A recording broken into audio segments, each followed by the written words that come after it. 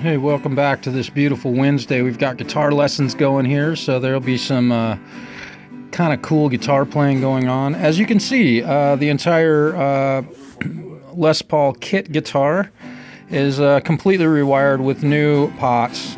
We had to remove the old ones. The soldering joints on those were just so unreliable, and it was done very wrong, unfortunately.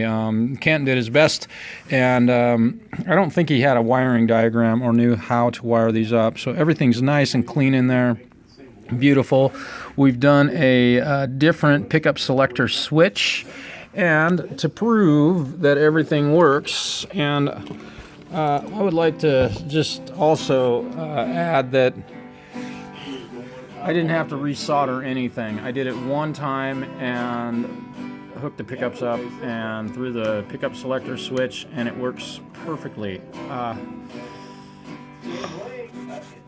Anyhow, let's see. We'll check the neck pickup. We'll turn the volume up on that, and we'll make sure it's on the rhythm pickup. If I turn the volume down, that's all the way up. Turn it down, nothing.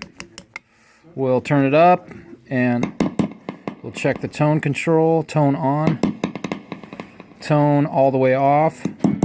You can hear the tonal difference. And the treble pickup all the way up with the tone off. Now all the way up with the tone all the way on. Boom.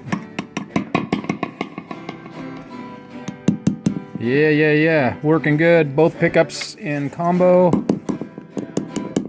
little bit of tone. We'll turn the tone up. Off on the treble. Yeah.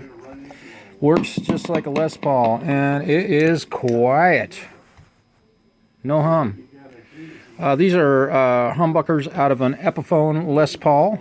I've used the neck position and the neck position and the bridge position and the bridge position, which is what the builder wanted me to do. So, next step, put strings on it and do the setup on this. This needs some fretwork.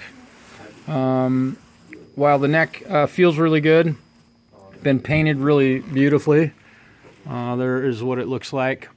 Kind of gunmetal gray, I guess, is what he was calling it, and a little bit of blue. Beautiful paint job on this.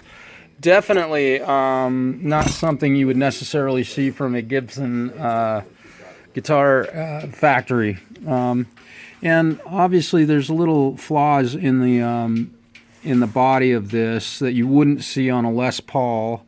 Because this hasn't been sanded down. That's the one thing that I've heard when you buy a kit guitar that is really necessary.